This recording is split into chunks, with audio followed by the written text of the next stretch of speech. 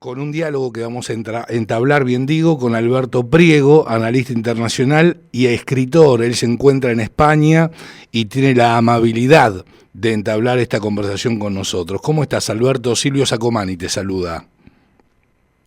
Hola, muy buenas tardes allí. ¿Cómo estás? ¿Bien?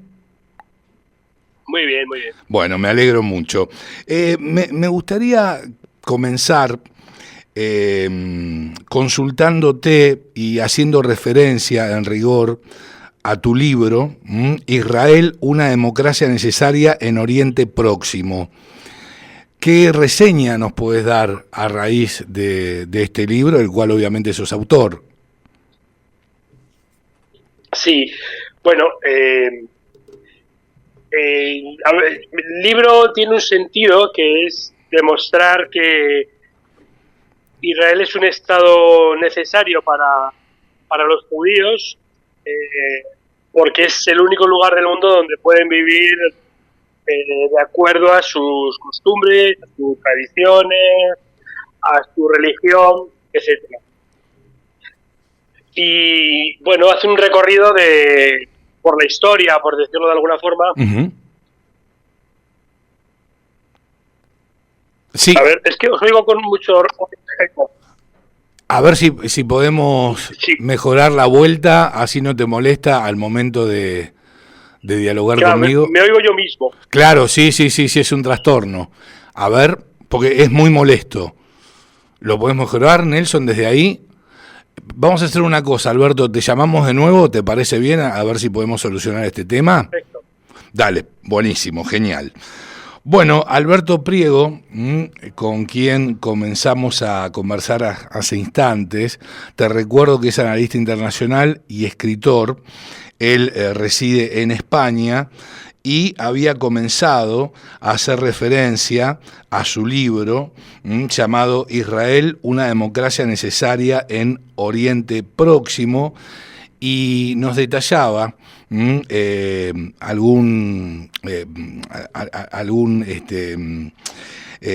alguna parte, ¿sí?, precisamente del libro, haciendo referencia a que, bueno, básicamente, no lo dijo textualmente, pero Israel es la única democracia en Medio Oriente. A ver, Alberto, si no tenés retorno ahí. A ver, yo creo que ahora sí es mejor. Ah, ahí estamos mejor. Entonces nos decías con respecto a tu libro. Sí, yo decía que la idea fundamental del libro es que Israel es el único lugar de Oriente Medio donde los judíos pueden vivir sin miedo a ser marginados, a ser atacados, incluso a ser asesinados. Y eso es así porque es un Estado democrático, ¿no? Lo que hago es un recorrido histórico desde los pogromos del siglo XIX, la construcción del Estado y luego un poco la historia de Israel hasta llegar al momento actual, más o menos hasta el verano pasado, por decirlo de alguna forma. ¿Y qué hechos destacás, o por lo menos los más relevantes, que deben ser muchos, obviamente? Sí, muchos, evidentemente. Hay algunos hitos que yo considero que son fundamentales, ¿no? Por ejemplo, planteo un poco la personalidad de Theodor Herzl, cómo a él el caso de Dreyfus le influye mucho y cómo le lleva a convencerse de que la asimilación no es una posibilidad y que la única opción pues es la construcción de un Estado. Luego todos los elementos que se van produciendo durante el mandato, cómo van construyendo el Estado, cómo se va creando la Academia de la Lengua, la Agencia Judía, la Haganá, cómo se van esos pequeños pasos para luego poder tener un Estado, y lo poco en contraposición de lo que hacen los árabes, ¿no? Que justamente lo que hacen es desaprovechar esas oportunidades, emplear los esfuerzos en combatir a lo que iba a ser luego el Estado de Israel. Por eso llegan a una situación mucho peor cuando la gente empieza a la partición. Claro. Y luego pues planteo las guerras convencionales, todos los acuerdos de paz, y luego, para acabar, las guerras no tradicionales de Israel, cuando se tiene que enfrentar a la primera intifada, a la segunda intifada, Hamas, a Hezbollah, etcétera. Este es un poco el planteamiento general. Bien, bien, perfecto, perfecto. Nos metemos en la guerra ya de Medio Oriente, que yo siempre lo destaco, ¿no? Y con respecto a Israel, bien digo, tiene un doble frente de batalla. Por un lado, combatir en el Líbano a Hezbollah, y por otra parte, atacar a Irán, ¿no es cierto? Sí, tiene un doble frente. Lo que pasa es que hay que plantearse si Israel tiene opciones verdaderas de conseguir la paz por este medio. Es decir, ¿hay una opción verdadera de derrotar a Irán? ¿O verdaderamente hay que conseguir algo similar a lo que se ha hecho con Egipto?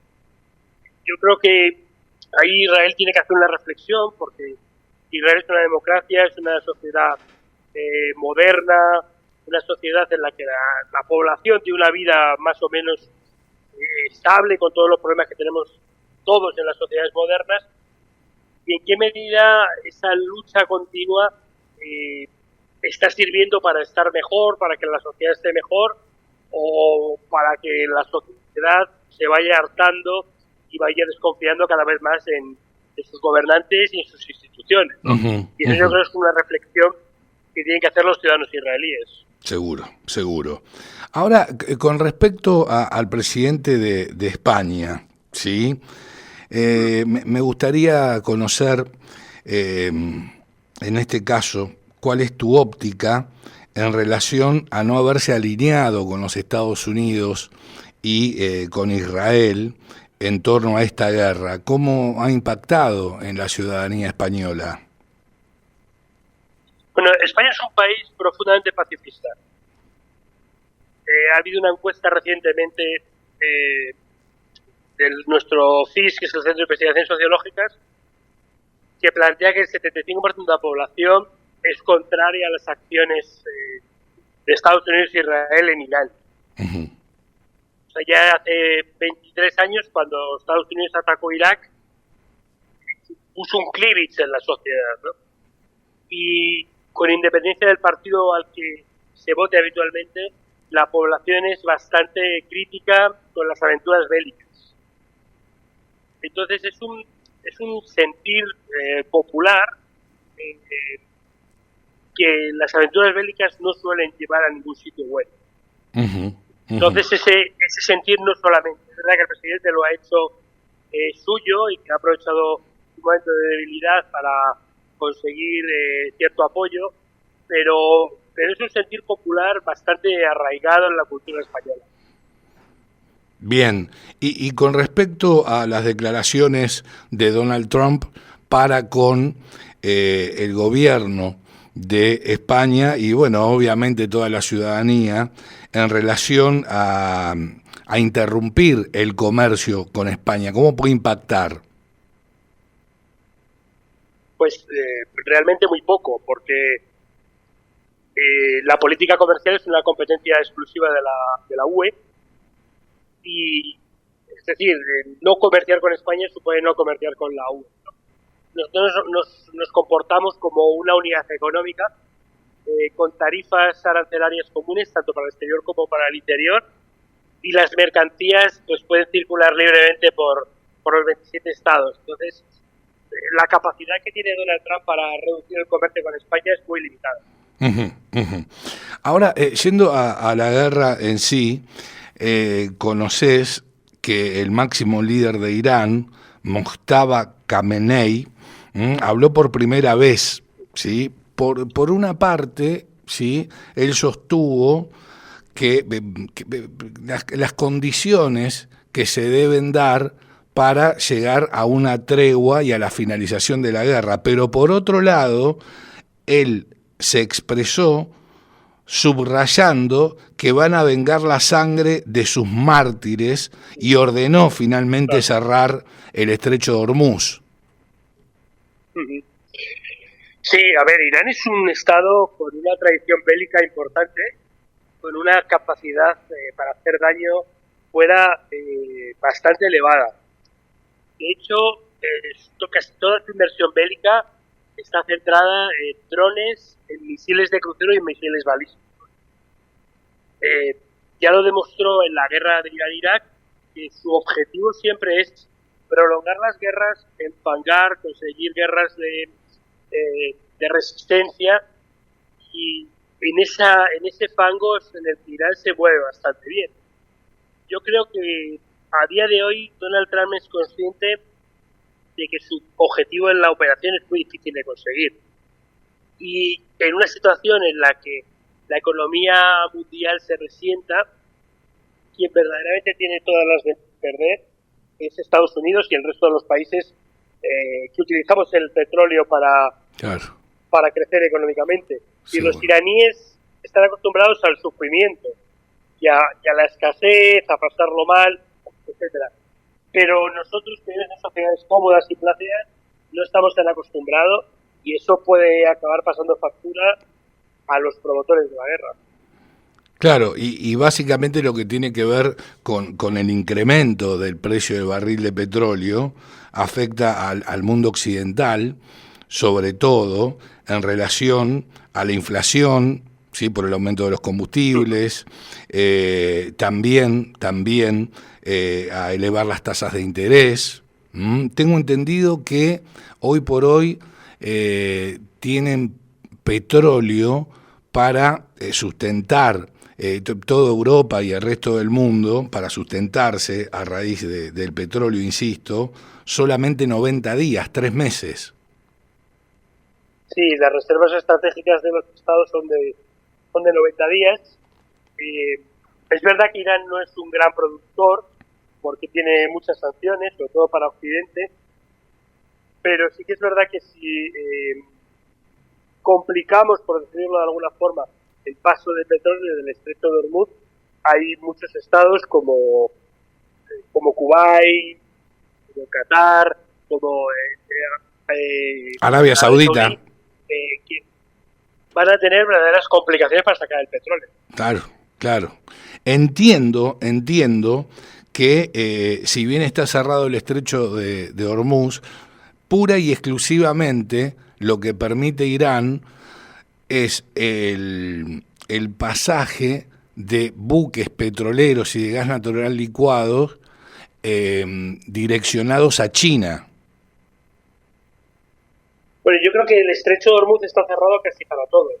Y de hecho, he visto que ha habido varios barcos que han sido hundidos hoy o atacados hoy. Sí. Es decir, a eso es a lo que me refiero.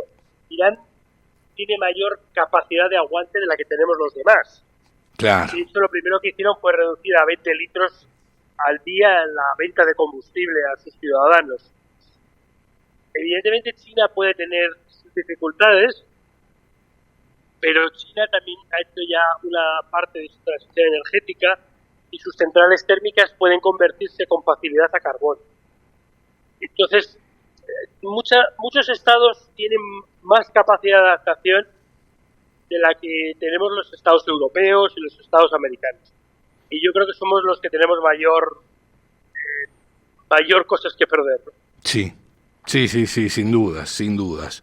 Ahora, con respecto a Rusia, están asegurando desde ese país que están sosteniendo intensos contactos para intentar alcanzar un arreglo político del conflicto en Medio Oriente. ¿Qué nos podés decir con respecto a este tema? El papel de Rusia en Oriente, en Irán, Rusia es un aliado estratégico de Irán y Rusia es uno de los estados que más pierden en un conflicto en el que Irán está por medio, porque buena parte de los drones que utiliza Rusia para atacar a Ucrania son drones Shahed, son drones iraníes. Creo recordar que de los 57.000 que lanzaron el año pasado, 38.000 son de fabricación iraní. Entonces, si Irán tiene que priorizar sus drones para su propia defensa o para su propio ataque, Rusia va a tener verdaderos problemas. Y luego, además, desde enero hemos visto revertirse la tendencia en Ucrania. Desde enero, Ucrania está recuperando territorio. Por primera vez en 2 años, Ucrania recupera en lugar de perder.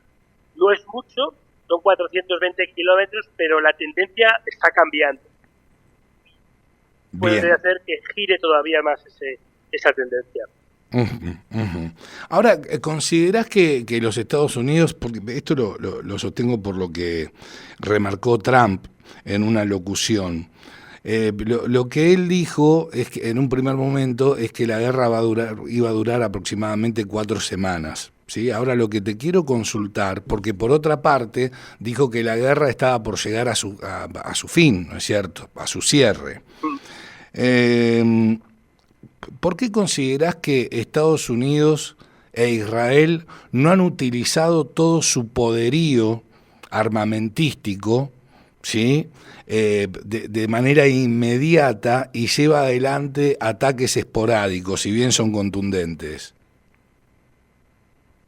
Bueno, en principio lo que están haciendo es atacar objetivos que ellos consideran que son necesarios para conseguir sus fines. No sabemos cuáles son sus fines realmente ni cuáles son sus objetivos, pero hay una diferencia entre lo que busca Estados Unidos y lo que busca Israel.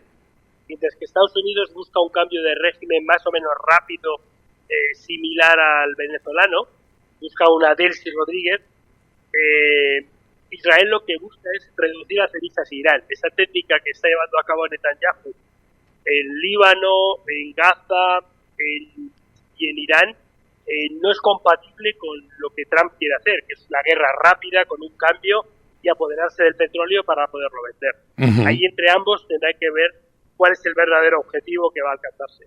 Seguro. Ahora, por otra parte, Alberto, tenés que Irán tiene un enriquecimiento de uranio de un 60% y con esa capacidad pueden llegar a conformar unas 10 bombas nucleares aproximadamente. Bueno, que sea el 60% es relativamente irrelevante. El verdadero paso para poder producir armas nucleares es el paso del 20%. Lo que ocurre es que el uranio enriquecido al 20% es el necesario para fines médicos.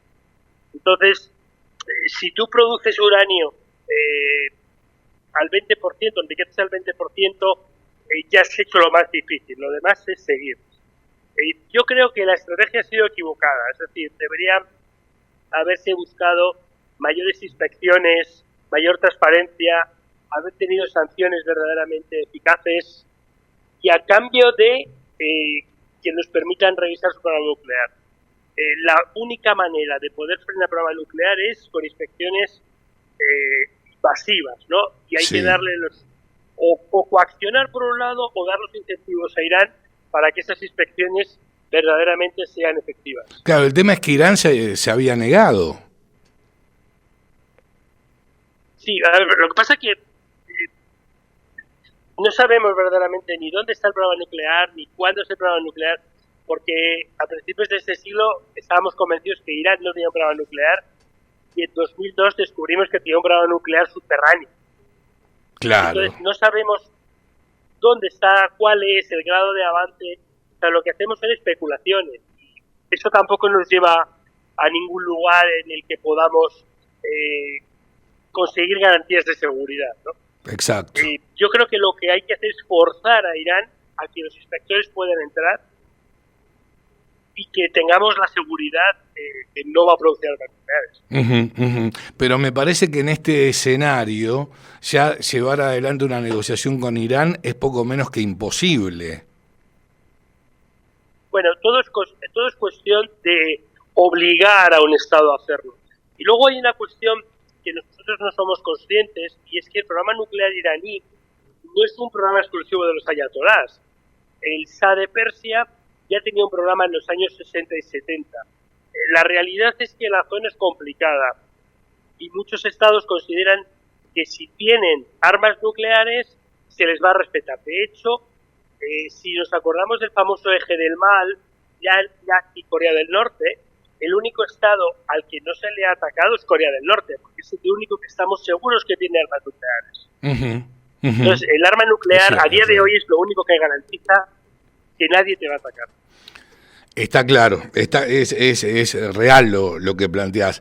El tema es que aquí me da la impresión, y sin temor a equivocarme, al generarse la alianza Estados Unidos e Israel, me parece que se primó, digamos, lo que Israel sostenía y lo que Israel quería, que era poco menos que eliminar de la faz de la tierra a Irán. Me parece que el verdadero propósito pasó por ahí, más allá de lo que sostenía Trump, que vos también lo pusiste en esta mesa de trabajo, lo expusiste, que, bueno, Donald Trump quiere un cambio de régimen. Sí, y también hay una cuestión que hay que plantear, que es el futuro político y judicial de Netanyahu. Netanyahu está cercado por los errores del 7 de octubre y está cercado por 3 causas judiciales a las que tiene que hacer frente. Y da la sensación de que está en una continua búsqueda de guerras para mantener el estado de excepción y no hacer frente a sus responsabilidades políticas y responsabilidades judiciales. De nuevo volvemos al inicio de la entrevista.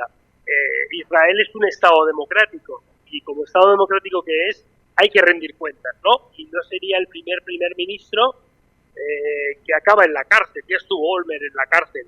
Y Yitzhak Rabin tuvo también un proceso. Entonces, mientras exista esta locura de guerras continuadas, de ataques, de excepción, Netanyahu está a salvo. Pero hay que ser consciente de que los ciudadanos israelíes llevan mucho tiempo alterando su vida, metiéndose en el refugio, no pudiendo tener una vida normal, y eso yo creo que puede tener un coste político a medio plazo. De todas maneras tenemos que resaltar que Israel es víctima del terrorismo constantemente y obviamente tiene que actuar. Sí, evidentemente. Lo que ocurre es que el terrorismo no hay una forma eficaz de atacarlo, pero desde luego bombardeando, atacando, solo conseguimos superar ese problema en el corto plazo. Hay una encuesta muy interesante que plantea el grado de apoyo al terrorismo entre la población palestina, y en esa encuesta, que se hace a lo largo de los últimos 40 años, vemos que el mayor índice de apoyo se consigue cuando se producen crisis entre Israel y Hamas, o entre Israel y otros grupos palestinos. Quiero decir, en la medida en que nosotros tengamos un conflicto y crisis recurrentes, el apoyo al terrorismo entre los palestinos, que son los únicos que pueden acabar con ello, pues va a ser mucho mayor. Claro, tengamos presente que Hamas es un partido político, además, ¿sí? Y me da la impresión que se refugia en Palestina para llevar adelante esos ataques terroristas para con Israel. Bueno, Hamas es un grupo terrorista, esto sí es, yo creo que eso no lo podemos, tiene vocación política y que gana las elecciones en la Franja de Gaza, pero desde entonces no se ha vuelto a someter al voto popular.